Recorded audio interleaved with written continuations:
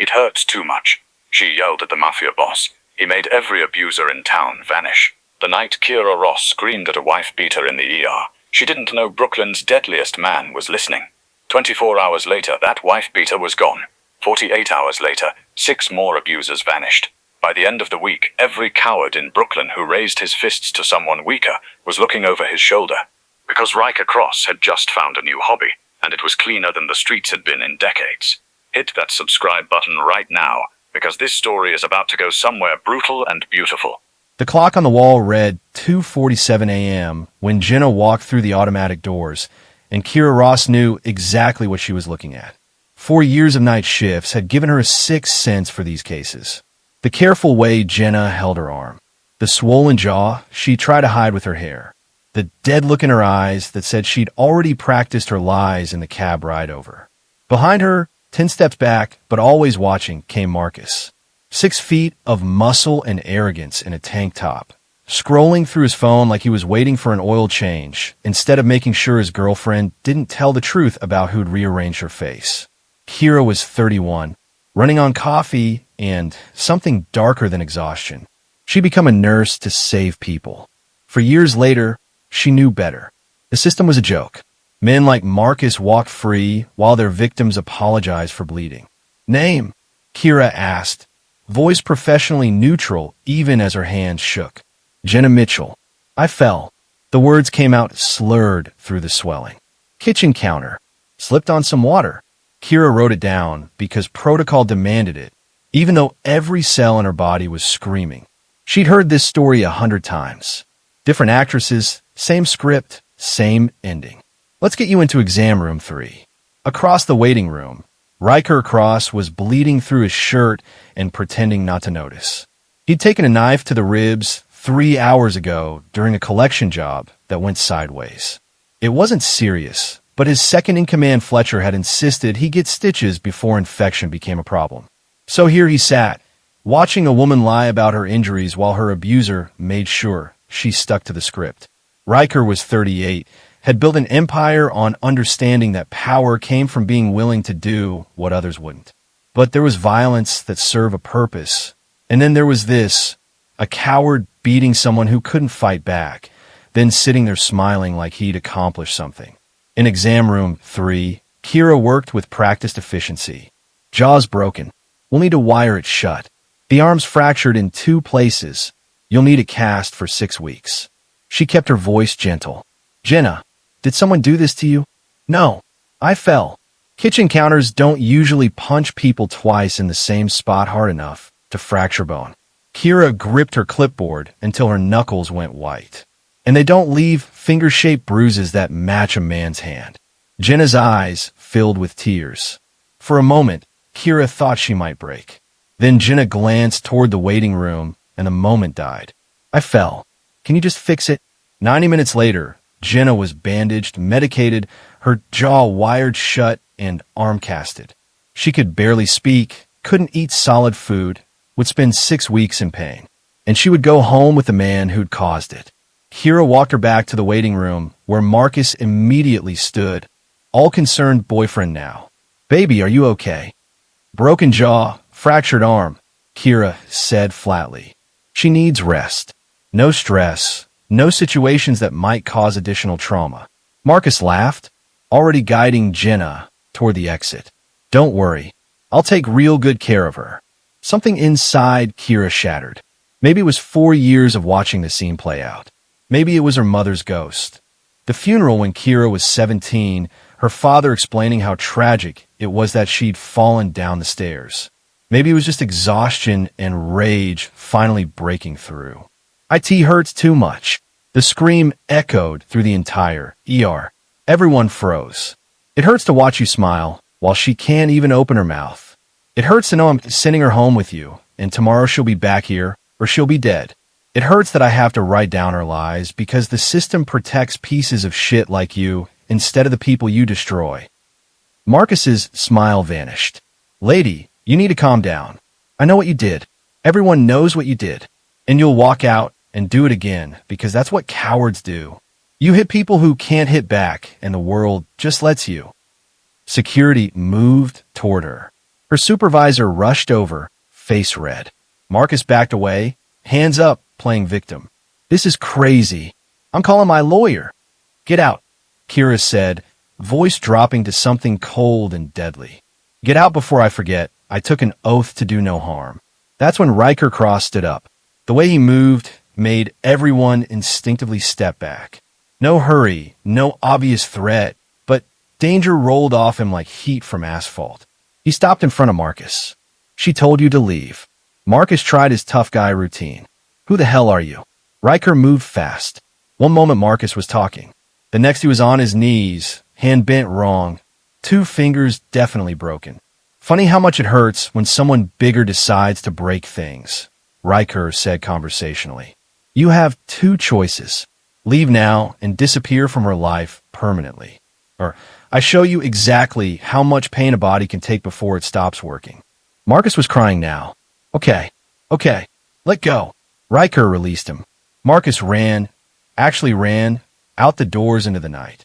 Riker turned to Jenna, voice gentler now. Do you have somewhere safe? She shook her head, tears streaming. He handed her a plain white card with just a phone number. Call this within the hour. Someone will pick you up. You'll have a place to stay where he can't find you. Safe, secure, free. Just call. He turned to leave, then looked at Kira, who was shaking, her supervisor clearly about to fire her. Their eyes met, recognition of kindred rage, of people who'd seen too much and decided to act. You meant that, Riker said. What you said. Kira nodded. Good. He walked toward the exit, paused. How many women like her do you see every week? Too many. Riker smiled without warmth. What if they stopped coming? Before she could answer, he was gone. Kira stood there, career probably over, hands shaking, watching Jenna clutch that card like a lifeline. Her supervisor was yelling, threatening termination.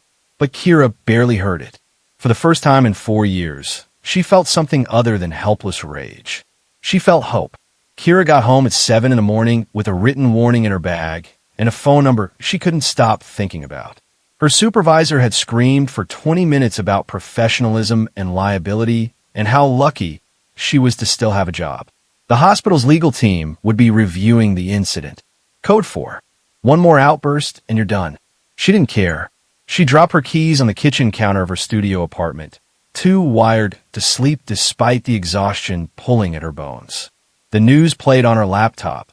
Local station, morning broadcast, the kind of background noise that usually helped her brain shut down. She was making coffee when the anchor's voice changed tone, shifting from traffic reports to breaking news. Developing story out of Flatbush this morning. Police are investigating the death of 29-year-old Marcus Webb, found deceased in his apartment around 5 a.m. Early reports suggest suicide, but investigators say the scene raises questions. Webb's girlfriend reported him missing last night after he failed to return home from the hospital where she was being treated for injuries. Kira's hand froze on the coffee pot. The screen showed Marcus's apartment building, police tape across the door, neighbors being interviewed. The same Marcus who'd been smiling in her ER 6 hours ago. The same Marcus who'd run out with broken fingers and terror in his eyes. Dead. Her phone buzzed on the counter. Unknown number. She stared at it for 3 rings before answering. Hello. He won't hurt anyone again. The voice was male, calm, unfamiliar. How many more? Kira's breath caught. She should hang up. Should call the police. Should do anything except what she did next, which was ask, who is this? Someone who listens when people say things hurt too much. A pause. You see them every week. Women like Jenna. How many? Her mind raced through the past month alone. Sarah, with the fractured ribs her husband gave her for burning dinner. Amanda, whose boyfriend put cigarettes out on her back. Lisa, who came in every few weeks with new injuries and new excuses. Too many, she whispered. Then help me stop it. You killed him. She should sound horrified. She sounded curious. I removed a problem. There's a difference. The voice never changed tone, stayed conversational, almost casual. You could delete this number and forget we talked. Go back to patching people up and watching them go home to the same violence. Or you can send me names when you see them. Men who hurt people weaker than them. I'll make sure they stop. That's not. Kira stopped. Not what? Not legal? Not moral? not the system working the way it was supposed to. She'd watched the system fail for 4 years. Watched women die because restraining orders were just paper. Watched children grow up in homes where violence was the language everyone spoke. You have until tonight, the voice said. If you want to continue, send me the next name. If not, we never spoke. The line went dead. Kira stood in her kitchen, coffee forgotten, staring at her phone. Marcus was dead, probably murdered, and she was holding the number of whoever did it. The right thing to do was obvious. Call Detective Chun, the cop who'd taken her statement years ago when her mother died. Turn over the number. Let the law handle it. Instead, she opened her laptop and pulled up her patient files from the past week. 3 more women. 3 more cases of I fell and I'm so clumsy, while their partners sat in the waiting room, making sure the lies stayed consistent. She documented everything.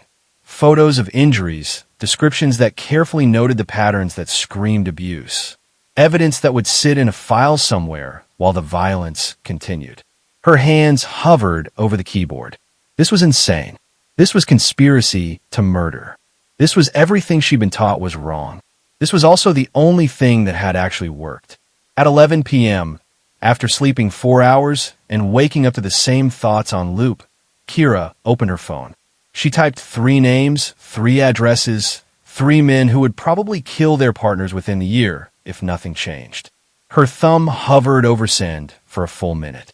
She thought about Jenna's wired jaw, about her mother's funeral, about every woman she'd stitched back together just to send them home to more pain. She hit send. The response came back in seconds. Received. That was it. No confirmation, no questions, just acknowledgement. Kira deleted the conversation and went to take a shower, scrubbing her skin until it was raw, trying to wash off the feeling that she'd just crossed a line she could never uncross. Over the next 48 hours, she watched the news obsessively between shifts. At first, nothing. Then small stories started appearing. David Chun, arrested on outstanding warrants after a routine traffic stop that found drugs in his car. Brian Foster, who suddenly quit his job and left town, his girlfriend reporting that he'd said something about starting over in Texas. Marcus Webb's death was ruled suspicious but inconclusive, investigation ongoing. The third name, Justin Park, was the one that made Kira's hands shake. He didn't disappear or get arrested. He came into the ER 2 nights later with a dislocated shoulder and a story about mugging. But his eyes told a different story, pure animal fear. He kept looking over his shoulder, flinching at shadows. When Kira treated him, he grabbed her wrist. "Tell them I'm done," he whispered. "Please, tell them I'll leave. I'll never touch her again. Just tell them to stop." Kira pulled her wrist free. "I don't know what you're talking about." But she did. And when Justin checked himself out against medical advice and left Brooklyn that night, she knew exactly why. It was working. 3 weeks into her new arrangement with the phantom voice on her phone, Kira had sent 12 names. 12 men who'd sent women to her ER with injuries that made her want to scream. Some were arrested on convenient charges. Some left town voluntarily after receiving visits from people who made it clear that staying was a health hazard. One, a particularly violent case who'd hospitalized his girlfriend 3 times in 6 months, simply vanished, his apartment cleaned out overnight. Kira told herself she was just providing information. What happened after wasn't her responsibility. It was a lie that let her sleep at night, barely. Then Jenna came back for a follow-up appointment. Her jaw was healing. The cast would come off in 3 more weeks. But more than that, she looked different, lighter. She smiled, carefully around the wire but genuine. When Kira asked how she was doing, Jenna started crying. "I'm staying with my sister in Queens. I got a job at a bookstore. Marcus is gone. I don't know where and I don't care. For the first time in 3 years, I'm not afraid to fall asleep." She grabbed Kira's hands. "Thank you. I don't know what you said to that man in the ER, but whatever happened after, thank you." That's when Detective Sarah Chun walked into the exam room. "Ms. Ross, I need a moment of your time." Chun was in her early 40s, sharp-eyed, with the kind of presence that made guilty people confess just from proximity. She nodded at Jenna. Privately, if possible. Kira's heart hammered against her ribs. This was it. They'd connected the dots. She was going to jail. She finished with Jenna quickly and followed Chun to an empty consultation room, her mind already racing through what she'd say, how she'd explain. Chun closed the door and pulled out a folder. Inside were photos. Marcus Webb's apartment, David Chun being arrested, Justin Park's panic face on hospital security footage.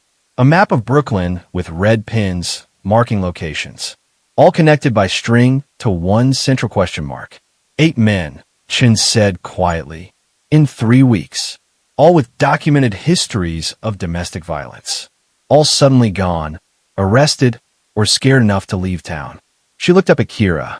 You've treated victims connected to 6 of these men. That's one hell of a coincidence. Kira's mouth was dry. I treat a lot of patients. I'm sure you do. Chun leaned back, studying her. Here's what I know. Marcus Webb's death scene was staged to look like suicide, but the angles were wrong. Someone with professional training made it look amateur on purpose. David Chin's drug bust. The cocaine was planted. Wrong packaging for street dealers. Too pure. Justin Park was visited by at least 3 men who threatened him with details about his daily routine that would require surveillance. This isn't random. This is organized. Then why are you talking to me instead of investigating? Chun was quiet for a long moment. Because 15 years ago, my best friend was murdered by her ex-boyfriend. He'd been arrested 4 times for assaulting her. 4 times, and every time the charges were dropped or pled down. The 5th time he killed her. Beat her to death in her own apartment while I was 3 blocks away at my promotion ceremony, celebrating becoming a detective. Kira's breath caught. I became a detective to stop men like him. I've spent 15 years watching the system fail over and over. Restraining orders that aren't worth the paper they're printed on. Prosecutors who won't press charges without perfect evidence. Judges who give suspended sentences because he has a job and he seems remorseful. Chin's voice was tight with old anger. So, I'm going to ask you one question, and I want you to think very carefully before you answer. What question? Should I be trying to stop what's happening? Or should I be looking the other way? The room was silent except for the hum of fluorescent lights and the distant sounds of the hospital. Kira looked at the detective, saw the same exhaustion and rage she felt every time she sent another battered woman home to her abuser. What if I told you I don't know what you're talking about? Chun smiled, grim and knowing. Then I'd say keep up the good work, Nurse Ross. And if you happen to notice any patterns in your patients, feel free to keep detailed records. You never know when documentation might be useful. She stood, gathered her folder, and headed for the door. Then stopped and turned back. One more thing. There's a case coming through. Judge Raymond Pierce. Family court. His wife Catherine came through your ER last week with a broken wrist and a story about tripping on the stairs. I remember. Pierce has been on my radar for months. He's not just abusive. He's been using his position to protect other abusers. Dismissing restraining orders, giving custody to violent parents, destroying women who try to fight back in his courtroom. Chin's expression was stone. But he's a judge. He has protections, connections, power that makes him effectively untouchable through normal channels. Why are you telling me this? Because normal channels don't seem to be working lately. And I thought you should know that some cases require special attention. Chin opened the door. Have a good night, Nurse Ross. Stay safe. She left. Kira stood alone in the consultation room, her mind reeling. A detective had just told her to continue, had given her a target, had made it clear that whatever was happening, it had at least one person in law enforcement who wouldn't interfere. Her phone buzzed. The unknown number. The detective? Kira typed back. Not a problem. She's sympathetic. Good. We may need her eventually. Kira hesitated, then typed, Judge Raymond Pierce. His wife is our patient. The response took longer this time. When it came, it was just 2 words, I know. Riker Cross sat in his office on the 14th floor of a building he owned through 3 shell companies, staring at a file that had been growing thicker for the past 2 weeks. Judge Raymond Pierce, 53 years old, appointed to family court 8 years ago, reputation spotless. On paper, he was a champion for families, an advocate for children, a man who took domestic violence seriously in his courtroom. The reality was different. Riker's people had been digging since Kira sent Pierce's name, and what they'd found made even him angry. Pierce didn't just abuse his wife, Catherine. He weaponized his position to help other abusers. Restraining orders dismissed on technicalities. Custody awarded to violent fathers. Women who fought back in his courtroom destroyed through legal manipulation. And he did it all while accepting bribes from men who wanted their victims silenced. Fletcher walked in without knocking, dropping another folder on the desk. You're not going to like this. Tell me. Pierce has friends. Real friends. 3 senators, the police commissioner, half the appellate court. You go after him the way we've been handling the others, and we'll have federal attention within 24 hours. Fletcher leaned against the desk. This isn't some random abuser. This is a man with power. Which is exactly why he needs to be stopped. Boss, I get it. But we have operations to protect. People who depend on us. You start a war with a judge. You risk everything we've built. Riker looked at the photo clipped to the file. Catherine Pierce, 41, former attorney who'd given up her career when she married. The hospital photos showed a broken wrist, bruised ribs, cigarette burns on her back. The pattern went back years. She tried to leave twice. Both times, Pierce had used his connections to make her life impossible. Frozen bank accounts. Threats to have her declared unfit. Friends and family who stopped taking her calls after Pierce made quiet visits. How many women has he helped destroy? Riker asked. Fletcher sighed. Based on court records? At least 40 cases where he ruled against domestic violence victims in ways that don't make legal sense. Could be more. And his wife? She's terrified. Our contact says Catherine won't testify even if we give her protection. She knows what he's capable of. Riker stood and walked to the window, looking out at Brooklyn spread below him like a kingdom he'd conquered through blood and calculation. He'd built this empire by being smart, by knowing when to fight and when to negotiate. Going after Pierce violated every strategic instinct he had. He thought about his mother, about finding her body when he was 12, his stepfather already gone, the police report that called it an accident, about his sister Nadia, who hadn't spoken in 20 years, who lived in a facility upstate, trapped in the moment she'd watched their mother die. Set up a meeting with the nurse, Riker said. Tonight. They met in a closed restaurant in Red Hook that Riker used for conversations that needed privacy. Kira arrived 20 minutes late, still in her scrubs, exhaustion written across her face. She slid into the booth across from him, and for a moment neither spoke. You're different than I expected, Kira said finally. What did you expect? More tattoos. Maybe a scar or two. You look like you could be running a hedge fund. I do run several investment firms. The other business is just supplementary. Riker signaled for coffee. We need to talk about Judge Pierce. Kira's expression hardened. Catherine came back yesterday. More bruises. Said she walked into a door. I documented everything, took photos. She wouldn't let me call the police. Because Pierce is the police. He's the courts. He's the system. Riker pulled out his file. This isn't like the others.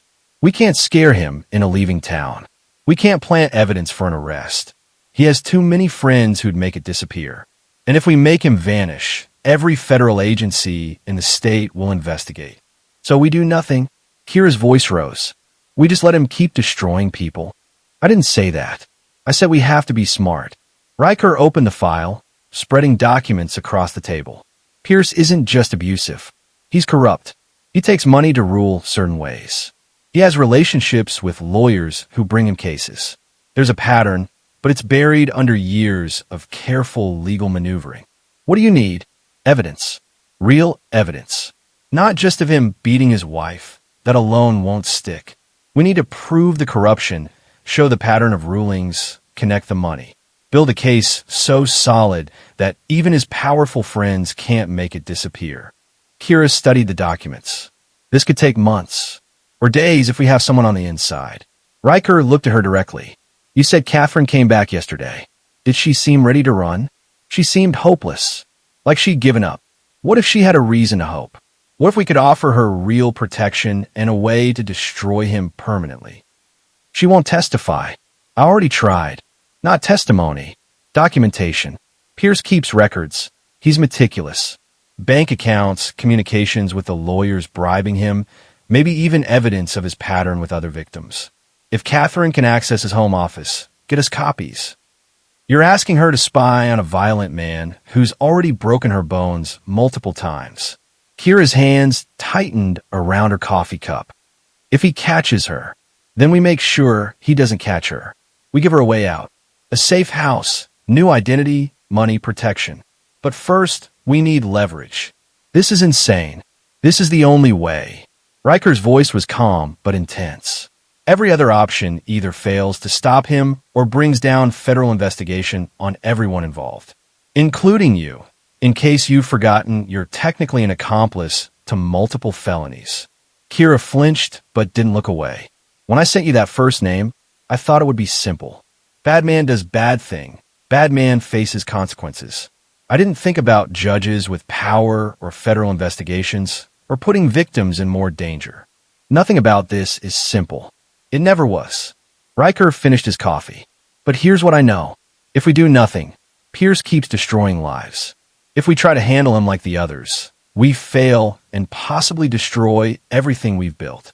Or we take the risk, get the evidence, and expose him in a way that even his friends can't protect him from. And if Catherine says no, then we find another way.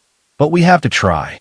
3 days later, Kira sat across from Catherine Pierce in a coffee shop 3 blocks from the hospital. Catherine had agreed to meet after Kira called saying she had resources that could help. She looked smaller than she had in the ER, wearing long sleeves despite the heat, moving carefully like everything hurt. I don't understand what you want from me, Catherine said quietly. I want to help you get away from your husband. Permanently. Safely. In a way where he can never touch you again. Catherine laughed, a bitter sound. There is no safe. Raymond knows everyone. He has judges, police, politicians. I tried to leave twice. Both times he made it impossible.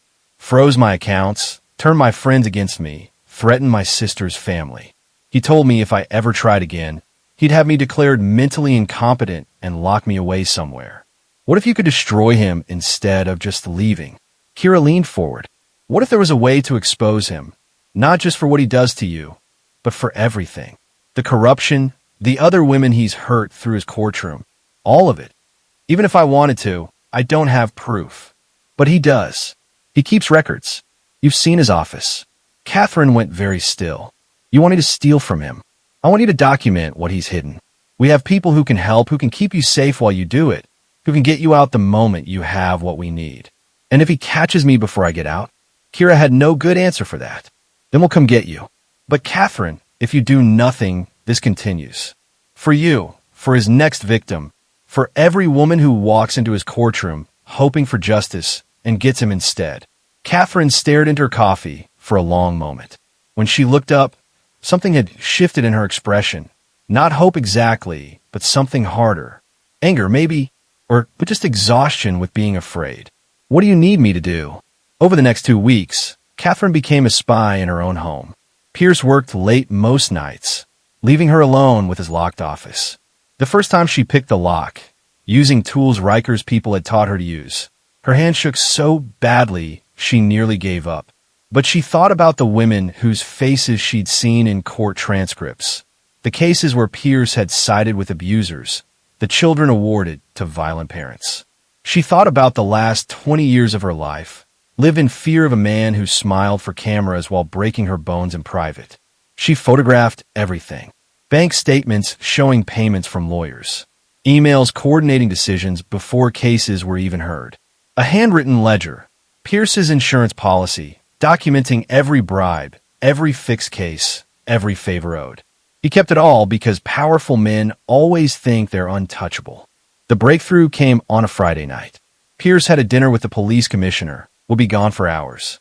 Catherine accessed his computer, bypassed the password using software Riker's tech person had installed remotely, and found the motherlode. Video files. Dozens of them. Pierce had been recording his sessions with Catherine, documenting his violence like trophies. But he'd also recorded conversations with other abusers, discussing how to manipulate court proceedings, how to destroy victims' credibility. Catherine copied everything to an encrypted drive, her stomach churning as she watched pieces of her own nightmare play out on screen. When she was done, she reset everything to look untouched and went upstairs to pack the bag she'd been hiding in her closet for 2 weeks. She was almost at the front door when she heard the car in the driveway. Pierce was home early. Catherine's heart stopped. The drive was in her pocket. Her escape bag was by the door. If he found either, he'd know. She ran upstairs, threw the bag in the closet, and was in the bathroom washing her face when she heard him come in. "Catherine." His voice carried up the stairs, genial and terrifying. "I'm home early. The commissioner had food poisoning, canceled dinner. Let's watch a movie, spend some time together." It was a test. He did this sometimes, came home unexpected, checked her routine, looked for signs she was planning something. Catherine forced herself to breathe normally as she walked downstairs. Pierce was standing in the hallway, still in his suit, watching her with eyes that never quite looked human. "Were you going somewhere?" He nodded at her coat, which she'd left draped over the banister in her panic. "Just cold. The house gets drafty." He smiled. It didn't reach his eyes. "Come sit with me. I want to talk about something." They sat in the living room. Pierce poured wine she didn't drink. He talked about his day, about a case he was proud of, about plans for their anniversary next month. All the while, he watched her with that calculating expression, like he was solving a puzzle. "You seem nervous," he said finally. "I'm fine. Are you?" "Because I got an interesting phone call today.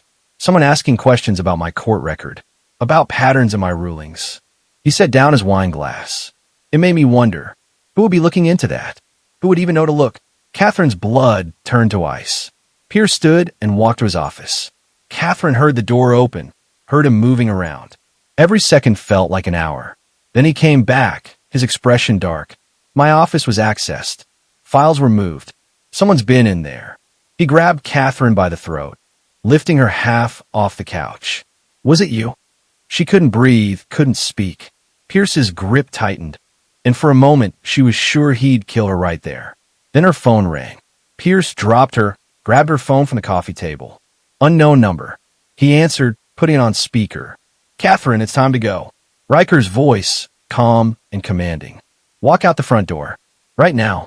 There are people waiting." Pierce's face went white. "Who the fuck is this?" "Someone who's done watching you destroy lives." "Catherine, move. Now." Catherine ran. Pierce tried to grab her, but she was already at the door, already outside where 2 black SUVs sat with engines running. Hands pulled her into the first vehicle. She caught a glimpse of Pierce in the doorway, phone still in his hand, screaming something she couldn't hear over the sound of her own heartbeat. The SUV peeled away into the night, and for the first time in 20 years, Catherine Pierce was free. The safe house was a converted loft in Williamsburg that didn't appear on any property records. Catherine sat on a leather couch, wrapped in a blanket despite the heat, still shaking from adrenaline. Riker stood by the window with his phone, coordinating something in quiet, clipped sentences. Kira sat beside Catherine, checking her neck where Pierce's fingers had left angry red marks. "He knows," Catherine whispered. "He knows I took the files. He'll come after me. He'll use every connection he has to find me."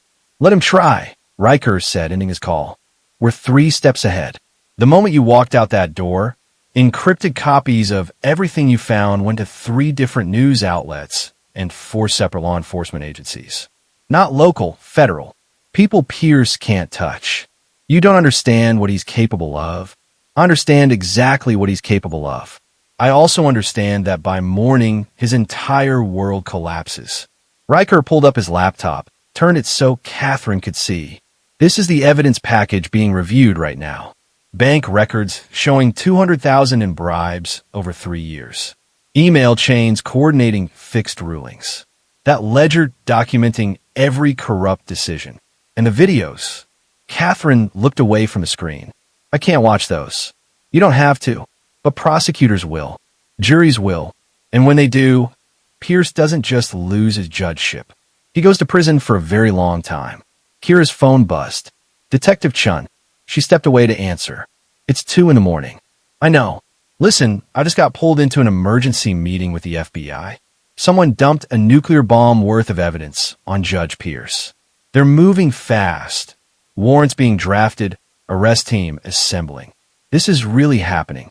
How long until they pick him up? 6 hours, maybe less. But Kira, there's something you need to know. Pierce figured out someone's been helping his victims. He doesn't have names yet, but he's connected enough dots to be dangerous. You need to be careful. Kira looked at Catherine, at Riker coordinating security through his phone. We're already ahead of him. Good. Because men like Pierce don't go down quietly. He's going to burn everything trying to save himself. Chen paused. The evidence you provided, Catherine's photos, the files, they're ironclad. But I need you to keep her safe until we have him in custody. Can you do that? Yes. Then I'll see you on the other side of this. Chen hung up. Dawn was breaking over Brooklyn when the news hit. Every major outlet ran the same story. Judge Raymond Pierce arrested on corruption charges, evidence of systemic abuse of power, videos showing domestic violence spanning years. His face was everywhere, the golden boy of the judiciary revealed as a monster who'd weaponized the law to protect himself and men like him.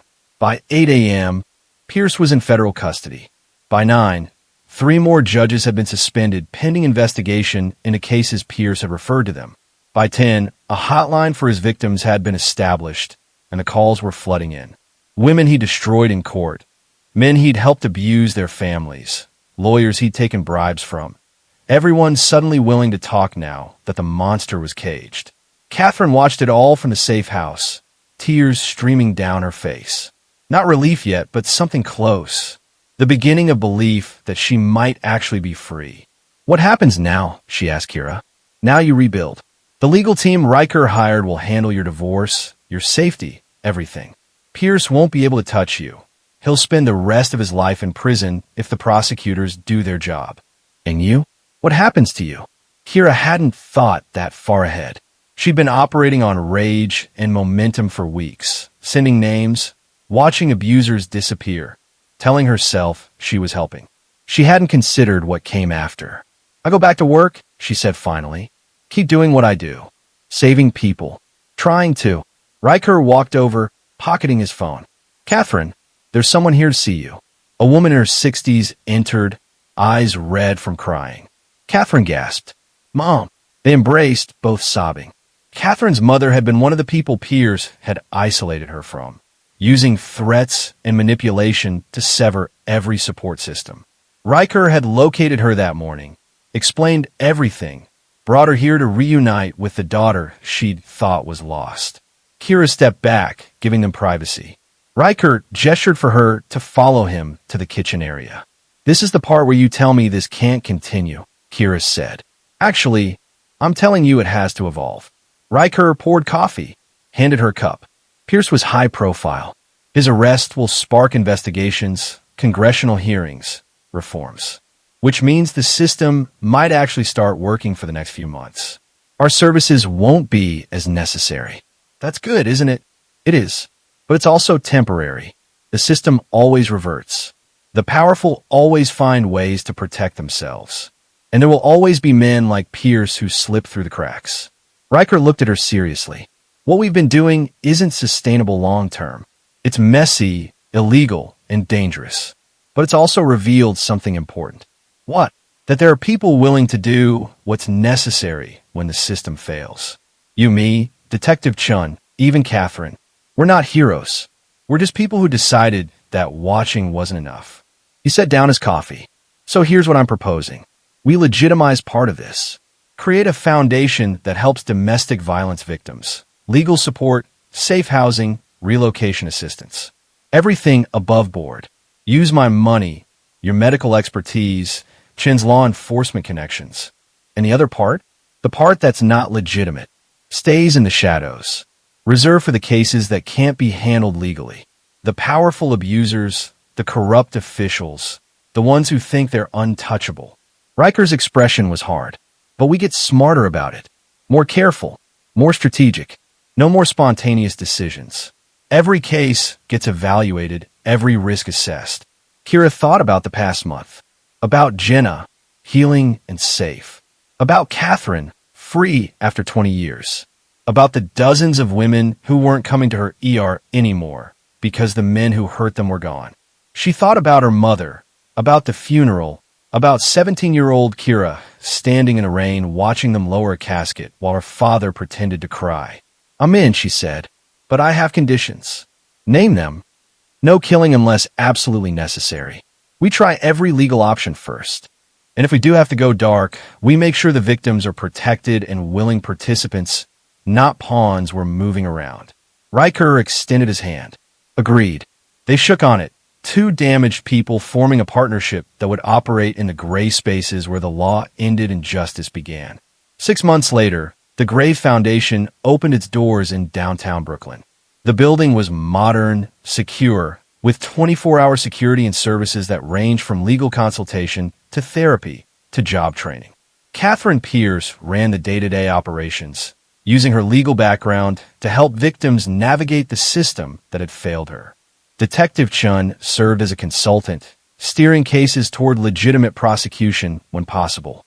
And Kira continued her ER shifts, still documenting injuries, still seeing the patterns, but now with resources to actually help. The foundation helped 300 women in its first year. 97 successfully left their abusers. 42 saw their attackers prosecuted and convicted. 12 cases required the kind of help that wasn't advertised on the Foundation's website, the kind that Riker handled personally, making problems disappear through methods that couldn't be discussed in polite company. Brooklyn's domestic violence statistics dropped by 30%. The media attributed it to increased awareness and better resources. Law enforcement credited more aggressive prosecution. The truth was more complicated, darker, and infinitely more effective. On a Tuesday night, 18 months after everything started, Kira was finishing her shift when a young woman approached the nurse's station. Maybe 25, with fresh bruises barely hidden by makeup, and that look Kira had learned to recognize instantly.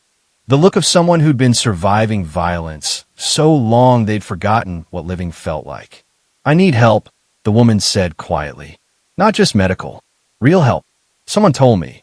Someone said I should ask for Nurse Ross." Kira led her to a private exam room and documented her injuries: broken ribs, cigarette burns, a concussion that should have been treated days ago. The story was familiar. Boyfriend who started out charming and slowly became controlling. Isolation from friends and family. Escalating violence that she'd convinced herself was somehow her fault. "Do you have somewhere safe to go?" Kira asked. The woman shook her head, tears finally breaking through. "He's everywhere. He tracks my phone, my car, everything. If I leave, he'll find me. And if he finds me..." She didn't finish the sentence. She didn't have to. Kira pulled out a card, official, legitimate, with the Graves Foundation logo and address. "Go to this place tomorrow morning. Tell them I sent you. They'll help you disappear safely, legally. New identity, if necessary, protection, everything you need to start over." "What about him? What about him?" "He'll just do this to someone else. He'll find another woman and..." "That's not going to happen." Kira's voice was calm, certain. "Trust me. By the time you're safe, he'll have other problems to worry about." The woman left clutching the card like a lifeline. Kira pulled out her phone and sent a message to a number only 3 people had. "New case. High risk. Sending details now." The response came back immediately. "Received. We'll handle it." Kira finished her shift and walked out into the Brooklyn dawn. The city was waking up around her, delivery trucks rumbling past, early commuters heading to the subway, the endless rhythm of life in motion. Somewhere in this city, a woman was planning her escape. Somewhere else, a man was about to learn that the rules had changed, that violence had consequences, that being powerful didn't mean being untouchable. The system was still broken. The laws still failed more often than they succeeded. But in the spaces between legal and illegal, between justice and revenge, between the way things were and the way they should be, a small group of people had decided to make a difference the only way they knew how. It wasn't perfect, it wasn't clean, and it definitely wasn't legal.